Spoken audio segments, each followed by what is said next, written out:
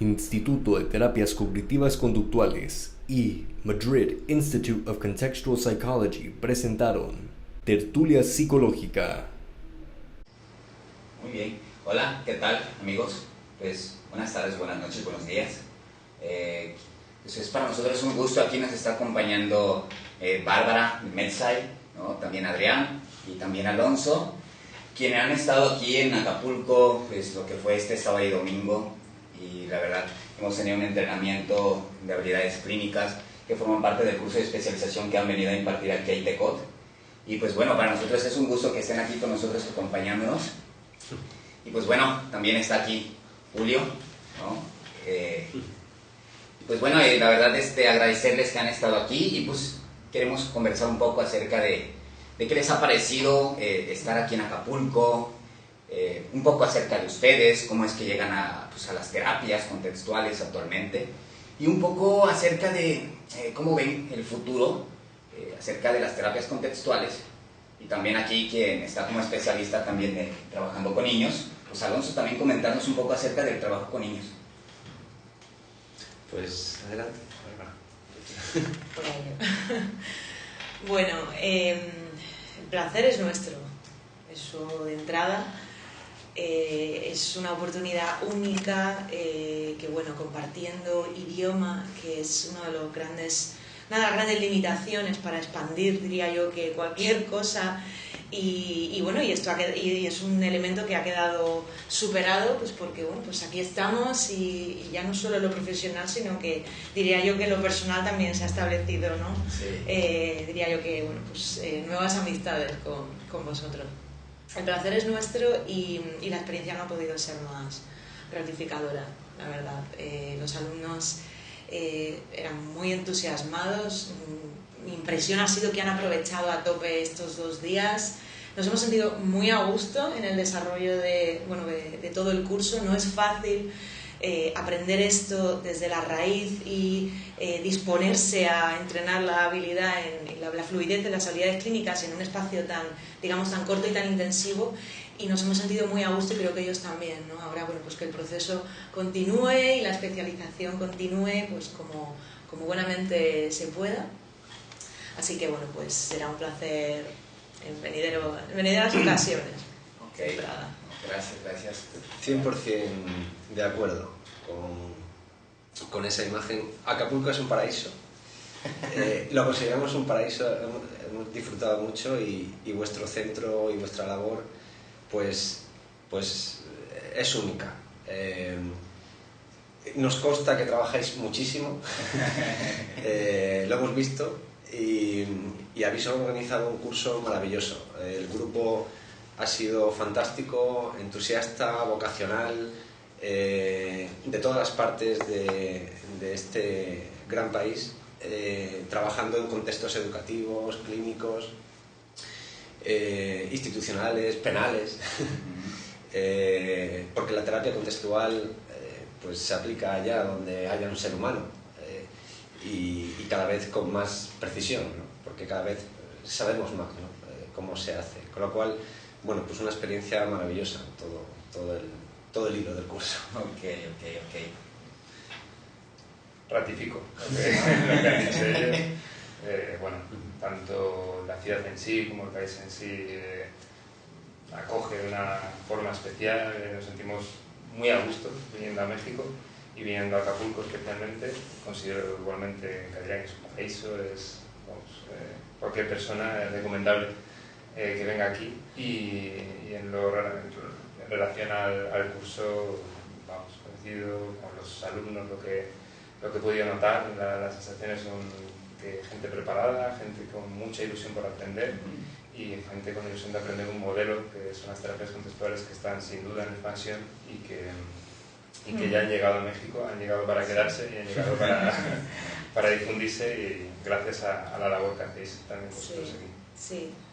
Diría yo que a colación justo de esto que acaba de comentar Ángel, ¿no? que están en expansión, que desde luego ya están aquí y que importa la forma en la que estén, ¿no? Hay que cuidar la ciencia y hay que cuidar las múltiples formas en las que ésta puede y debe expandirse, ¿no? creo que vosotros tenéis eso muy claro, la misma dirección en la que lo tenemos nosotros claro. Bueno, las conversaciones de ayer que tuvimos, en fin, a mí me dio esa sensación tan buena. Y bueno, y habrá que ver en el futuro, ¿no?, cómo van evolucionando. En fin, nuestra percepción y la idea es que por fin empecemos ya a hablar de la terapia contextual, lo veíamos ayer en el entrenamiento, más que ramificar en exceso múltiples terapias, que bueno, pues es uno de los grandes problemas que ha tenido la historia de la psicología clínica y bueno, y probablemente una de las razones por las que el respeto haya podido flaquear desde otros puntos, desde otras ciencias probablemente. Y ahora estamos en una situación en la que tenemos la tecnología, todavía falta, pero tenemos la tecnología para, bueno, refinar qué es eso de los procesos de cambio, desde luego qué es la conducta humana, y a raíz de eso ver cuáles son los procesos y los mecanismos de cambio y, en fin, generar la terapia contextual a partir de ahí, ¿no? Creo que en eso vamos en la misma línea todos, y será la investigación la que comente qué cambios habrá ahí, ¿no? Pero a día de hoy pues sabemos ya lo que es o debe ser la terapia contextual y habrá que seguir expandiéndola, desde luego. Yo tengo una pregunta aquí en base a lo que comenta Ángel y Bárbara. Bueno, obviamente responden los tres, por favor, porque ustedes son los que están capacitando en varios lugares, ¿no? Ya se han internacionalizado, ¿no? Ustedes, y ya llevan tiempo haciéndolo, ¿no? No es de ahora. Como lo comentaban, el paradigma hegemónico en lo que se refiere a los que los contratan en su mayoría son terapeutas cognitivo-conductuales. ¿Cómo enfrentan ustedes esos obstáculos que se presentan? Porque yo que vengo formación en terapia cognitivo-conductual y estamos acostumbrados al debate, si pensamos que no hay un cambio, ¿no? Si no se puede, ¿cómo perciben esa dificultad del terapeuta? Como, oye, enséñame a hacer debate, ¿cómo cambia ese pensamiento? Bueno, o sea, yo creo que quien tiene que hacer el esfuerzo son ellos. Sí, claro. O sea, son los que se exponen a vivir una experiencia que a veces no es fácil. Y no es fácil no solo porque la terapia contextual, entendida con precisión, conociendo cómo se hace, conociendo los principios, no es fácil de aplicar. Claro. Y supone en muchas ocasiones decirle al paciente cosas que no son agradables y provocar las condiciones para ello. Bueno, el terapeuta cognitivo-conductual pues está, digamos, es más vulnerable a sentir ciertas cosas, todavía quizás más por el sesgo profesional, de notar que tiene ganas de calmar, de paliar eliminar el síntoma, ¿no? De eliminar el síntoma y quizás tenga en ese instante que darle un poco de espacio, respirar hondo y respira dentro del malestar y adentrarse a hacer otro tipo de movimientos, ¿no? que generen más inclusión. Con lo cual, el esfuerzo lo tienen que poner ellos. Sí, definitivamente. Diría yo que a lo mejor, bueno, no sé yo cómo va a caer la equivalencia, ¿no? Pero muchas veces la sensación que se tiene, no solo con los terapeutas cognitivo-conductuales, sino de cualquier tipo de enfoque, ¿no? Y que efectivamente pues a veces notas que hay pues ciertas guerrillas intelectuales, que en fin, que es lo que de alguna forma tiene que pasar, ¿no? Hasta un exceso. Pero se parece a cuando una persona entra en consulta y tiene una coherencia sobre cómo funciona el mundo, cómo debe funcionar el mundo, ¿no? Es lo que ha aprendido. Y con este tipo de cosas pasa igual, uno llega pues con sus esquemas, con su coherencia, digamos, sirvan de sinónimos, y es difícil a veces integrar otra manera de hacer las cosas, ¿no? En el mundo, otra manera de funcionar. Entonces se parece mucho a eso. La cuestión es, bueno, ¿qué es lo que nos une en la profesión? ¿Qué es lo que nos une en la investigación? ¿Qué es lo que nos une en el aprendizaje? Y de alguna forma eso es integrar, y eso es decir, bueno, vamos a ver, ¿qué limitaciones hay que superar? Esto no es una cuestión personal, esto es una cuestión de ciencia y obviamente de aplicación, ¿no? De esa ciencia. Entonces, por ahí entramos, porque es que no se puede entrar por otro sitio. Y es un poco encontrar la paz, ¿no? Cuando se ve que hay una salida para esas limitaciones que siempre se encuentran en la clínica, que es un poco por lo que iba Adrián, ¿no? Que hago con pacientes, por ejemplo, veíamos ahí el trastorno de la personalidad, ¿no? Que son tremendamente resistentes, que la propia terapia cognitiva en sus textos de hace ya décadas decía, bueno, es que hay ciertos casos donde las creencias nucleares del individuo no varían, ¿no? Y bueno, eso es una contradicción en sí misma según el modelo, y es como, bueno, pues a veces entras por ahí, ¿no? ¿Qué pasa con estos pacientes y por qué ocurre eso, ¿no? Y bueno, pues es una manera de entrar a ver que las limitaciones suceden porque quizá el modelo no estaba planteado en base a lo que sabemos de la condición humana a día de hoy. Pero es cierto que en nuestra experiencia con aquellos alumnos que vienen de aplicar la terapia cognitivo-conductual durante mucho tiempo, son quizás o están en mejor condición para discriminar y para notar cuáles son las limitaciones de la terapia. Es decir, es como han recorrido las limitaciones y las ventajas, ¿no? Pero han recorrido un camino. Han contactado con las contingencias. Sí, soy una experiencia de ello. Exacto. Entonces, puedes estar en una mejor condición para aprender lo que sea, porque has podido utilizar cosas, ver cómo los pacientes reaccionaban, si funcionaba o no, qué clase de herramientas se le estaba dando, si era solo a corto plazo, si se mantenía en el tiempo. Sí. Y claro, pues aquellos que no han experimentado una terapia quizás con un mensaje o contradictorio a la terapia contextual, pues en fin, le cuesta más. Ahora, lo que me he dado cuenta, no sé, Ángel podría checar en este punto lo que trato de decir, sí hay una reestructuración cognitiva sin pasar por el debate. Claro, que es lo que buscamos al final, ¿no? Sí, al final se añaden reglas. Al final sí. Entonces, pero coincido plenamente con lo que estaba comentando antes Bárbara, que prácticamente es el mismo proceso que vive un paciente, vive un cliente al pasar por el proceso terapéutico, que es, al principio choca, al principio el sistema de coherencia se pelea, pero a la vez se está generando como una luz me encaja esto. Y una de las devoluciones que nos hacen normalmente los alumnos es, me parece más humano. Dice, no sé explicarlo, pero me parece mucho más humano, porque desde el minuto uno, cuando estás con el cliente, con el paciente, estás ahí con él. Cada una de las interacciones sabes que están generando un cierto caldo de cultivo, que a diferencia quizás de otras vertientes, es que son más de, bueno, voy a ver qué te pasa y te lo devuelvo luego, como si fuera un balón, que como la propia evaluación que se suele hacer en la cognitivo-conductual, que a veces es, voy a ver qué te está pasando para mí y luego te lo devuelvo a ti. Pero aquí es, vamos a ver desde el principio tú y yo qué está pasando aquí, en qué no te está funcionando esto, en qué sí que te está funcionando y qué trabajo podemos estar haciendo. Es como reconciliarte con tu naturaleza humana. Sí, pero... Y eso fue una de las partes que a mí me gustó, fíjense, que me enamoró de las terapias contextuales, ¿no? Digo, yo venía teniendo una formación de terapia humanista, me salí a la mitad de la maestría y de repente empecé a tomar un diplomado con el profesor Javier Godínez, un cambio totalmente diferente, empezamos con formación de análisis de la conducta, después estudiamos la maestría en terapia cognitiva conductual y vienen las terapias contextuales y para mí fue como esta parte humana, ¿no?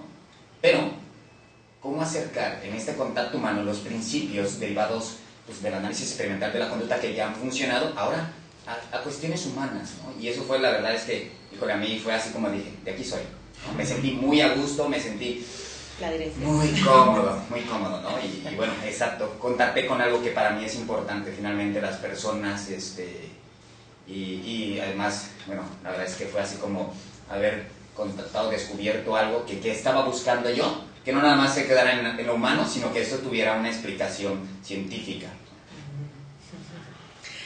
Bueno, ¿qué añadir?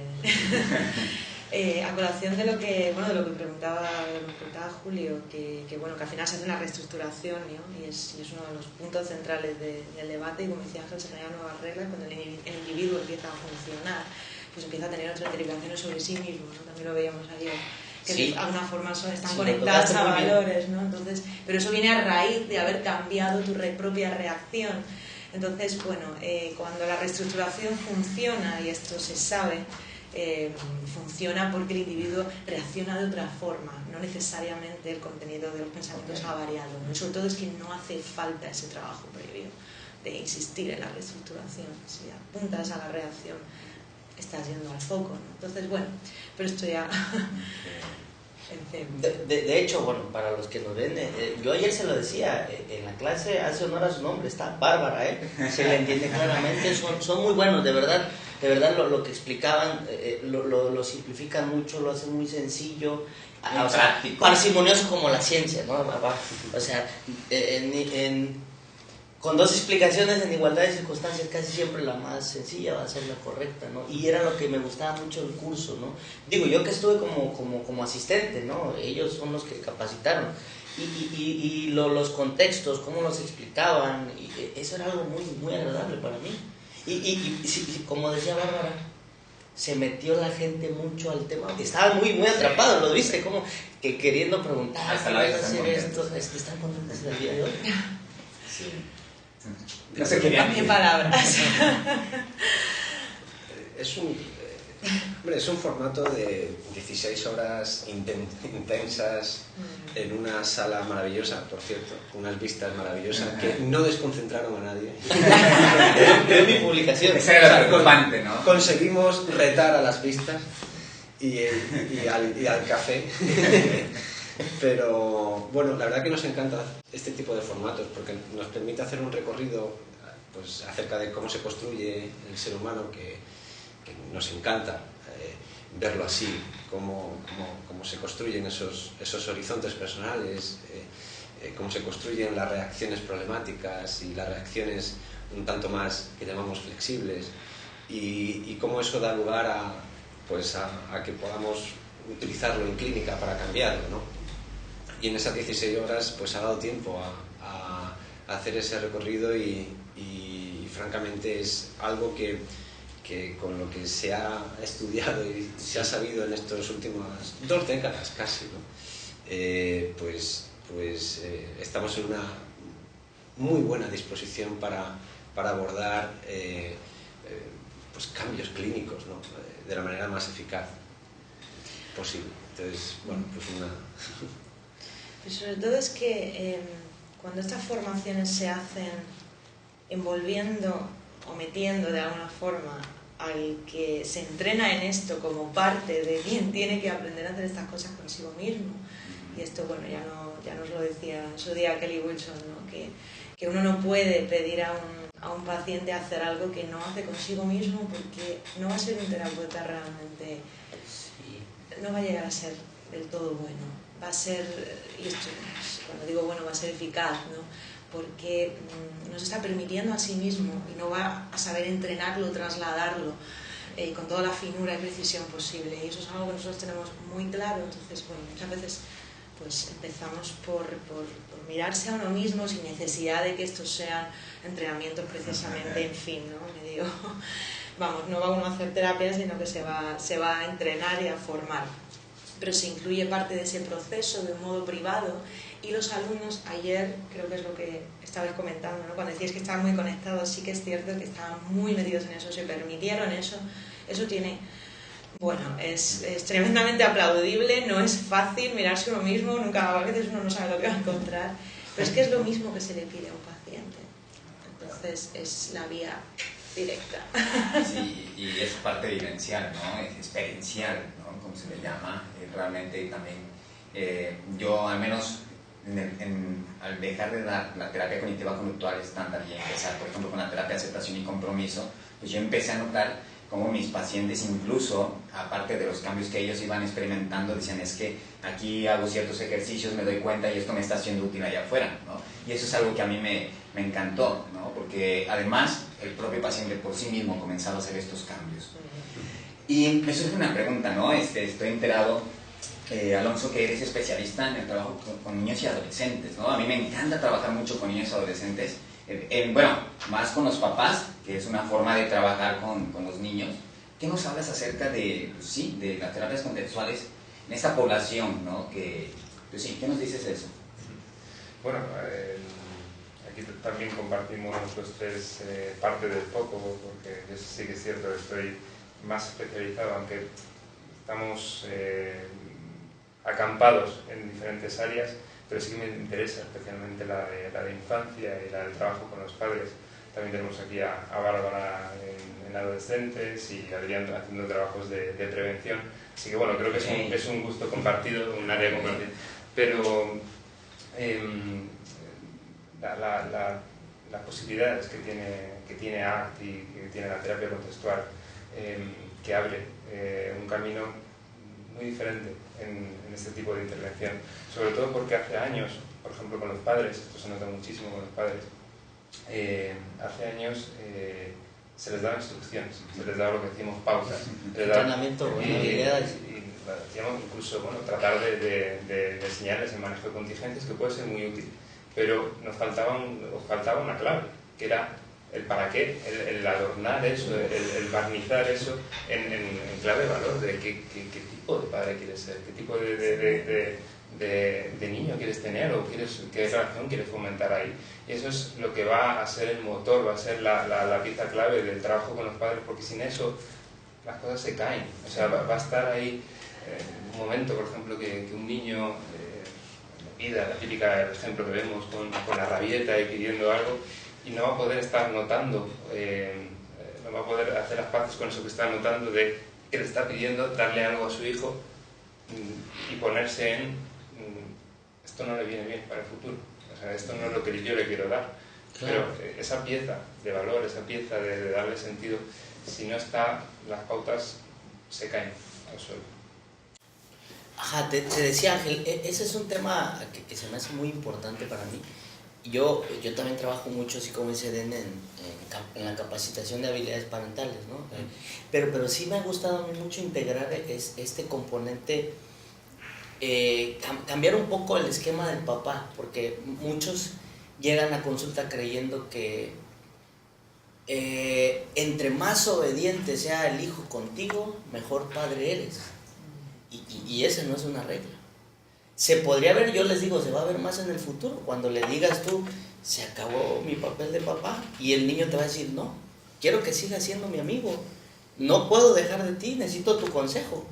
Creo que es algo que el papá podría entender si trabajamos estos componentes como los que toca Ángel en este punto. No sé qué piensen ustedes. Bueno, en realidad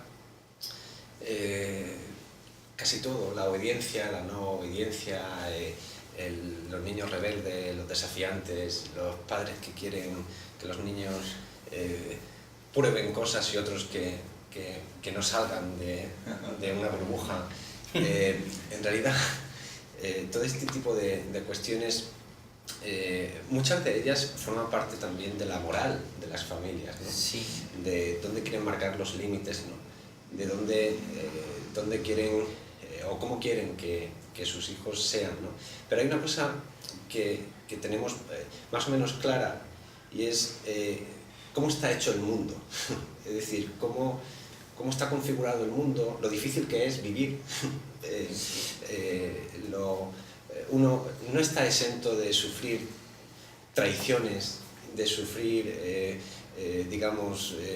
pues desencantos, pero también es susceptible de vivir placeres. Entonces, sí.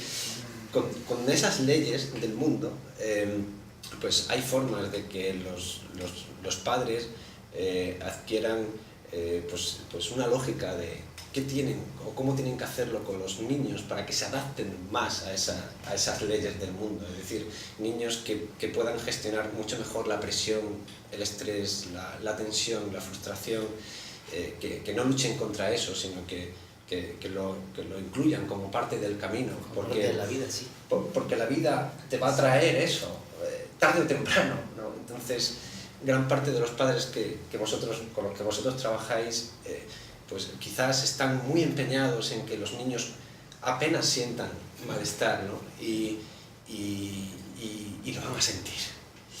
Y van a luchar contra eso. Sí, algo que me llama mucho la atención de uno de los libros de Stephen Hayes es que decía que quien haya vivido lo suficiente se va a dar cuenta que no puedes escapar del sufrimiento. Gran frase. No puedes escapar. ¿No? Ahora, algo que dice el libro de la doctora Carmen Luciano que también me impacta mucho y trato de integrarlo en esto es aceptación sin valores, práctica masoquista. ¿No? Sí. No, es una, también lo comentábamos, ¿no? Ayer, que es una palabra que de por sí ya se vende mal, ¿no? Eso de aceptar, bueno, no sé aquí, pero allá es sinónimo de aguantar, ¿no? Y va en esa línea, o sea, la propia palabra ya es aversiva en sí mismo, como que aguantar, ¿no? ¿Por qué tengo yo que pasar por esto? O sea, hay que de alguna forma dignificar ese sufrimiento, y eso es lo mismo que envolverlo en algo. Si no es sí mismo, si a uno solo lo dejas con el sufrimiento delante, pues es que te vas a pegar ahí y te vas a ir con él, ¿no? Así que, bueno, pues efectivamente tiene que envolverse, y además es que es una de las cosas en las que estamos trabajando los tres, y es bueno, este recorrido, ¿no? A veces se diferencia entre adultos, niños, adolescentes, y pronto será tercera edad, porque la población cada vez es más anciana y tiene sus propios problemas, a los que me atrevería yo a decir que nadie atiende lo suficientemente bien. Y tienen un papel, bueno, deberían tener un mejor papel ahí, pero es un recorrido, ¿no? Y al final, pues cuando tienes que empezar por la prevención, si ya tienes una situación en la que un padre o una madre se le ha ido de las manos, pues es que ya no es solo el niño, es que ese niño va a ser un futuro adolescente, los problemas se van a multiplicar, porque de alguna forma ese niño va a salir al mundo, que ya es adolescente. Diría yo que tenemos unos retos delante de suma importancia con Internet, es algo relativamente nuevo, es algo que hay que de alguna forma saber manejar, y aquí vienen muchos miedos. Pero no solo eso, sino bueno, pues, que van a ser futuros adultos y futuros ancianos, y hay que situar en esa perspectiva bien pronto para que ese trabajo esté envuelto. Bueno, es un trabajo de perspectiva al final, ¿no? Que en esencia es una de las grandes cosas que se hace con ART, ¿no? O sea, situar en valores es situar en perspectiva por la puerta grande. Y bueno, pues hay mucho trabajo. Sí. Tenéis mucho trabajo y tenemos mucho trabajo. Sí. Sí, bueno, la verdad, los escucho y estoy convencido de que como psicólogos que hacen prácticas basadas en evidencia, de una u otra forma lo que hacemos en el consultorio o al capacitar, entrenar, compartir con otros colegas, finalmente tengo la esperanza que trabajando todos, todo esto puede impactar para una mejor sociedad, ¿no? Niños que al rato sean más flexibles, seres humanos más conscientes, ¿no? Y la verdad es que, cuando tenemos claro eso, sacamos energías, ¿no? Para seguir estudiando, seguir investigando, seguir dando viajes tan largos como el que acaban de dar, y la verdad veo yo en ese compromiso en ustedes, ¿no? Es algo que les quiero reconocer y les quiero agradecer. Bueno, el compromiso es vuestro. Justamente ayer hablábamos, un colega de vuestro centro tenía la idea de montar un colegio basado en los principios contextuales, desde abajo, que el director del colegio esté formado en psicología contextual, los profesores, el acceso, bueno, en fin, si es que el compromiso casi se palpa en cada metro cuadrado, ¿no? Es decir, esas son ideas que cambian la sociedad, como tú dices. Sobre todo es que las cosas tienen que cambiar, porque la salud mental está en crisis desde ni se sabe, y además es que colegas pues diría yo, de todos los países que recuerdo comentan lo mismo, es la misma situación. Es una necesidad básica, la depresión, vamos, vi yo el otro día que ha subido al segundo puesto de primera causa de baja, ¿no? Y de discapacidad. Y tenemos un problema fundamentalmente económico, así que hay muchos arreglos que hacer, y bueno, y los gobiernos tendrán que empezar a invertir en prácticas basadas en evidencia, porque está claro que algo no funciona, o sea, hay algo que hacer, estamos hablando de personas, así que... Okay. Bueno, la verdad es que me da mucha esperanza, ¿no? Me da mucha esperanza, digo, híjole, si los gobiernos empiezan a tomar en cuenta los principios, que se derivan del análisis de la conducta y los comienzan a aplicar a través de diversos programas. Bueno, El futuro. el futuro, ¿no? A ver, sí, pues, Pero bueno, hay mucho trabajo por hacer y la verdad nos dio gusto que estuvieran aquí. No va a ser ni la primera ni la última vez. Vamos a seguir trabajando. Y pues bueno, pues es el equipo de MedSci, ¿no? Un saludo para la doctora Carmen Luciano, ¿no? De nuestra parte. Y bueno, no sé si quieras comentar algo para ir finalizando. No, yo ya estoy completo. No, pues es que si vuelvo a preguntar, vamos a ir otro Vamos tiempo. a seguir. Ellos están en tiempo ya casi de abordar, entonces el avión de regreso a su casa, yo lo único que deseamos es que tengan un feliz viaje, ¿no? Eso es lo que deseamos, y que la hayan pasado bien y que tengan ganas de regresar, porque comentábamos con Eden que esto va a ser, ojalá que sea un evento que se dé cada año, que la gente sepa que en tal fecha o en tales meses MixEye está en Acapulco y se pueden capacitar con los mejores. Eso es lo que deseamos nosotros. Pues muchas gracias por Muchísimas todo. gracias a vosotros, A vosotros. que no habría sido posible Ok. aquí y ahora. será un placer volver a este país hermano, que es México. Sí. Concreto. Bueno, pues amigos, estamos en contacto y estamos para servirles. Y pues bueno, cualquier cosa, ya saben que pueden contarme. Teitecot de su casa es una comunidad y es un espacio para todos y para todas. Que tengan una excelente tarde, noche o día. Nos vemos hasta luego. Somos MixEye e Itecoc.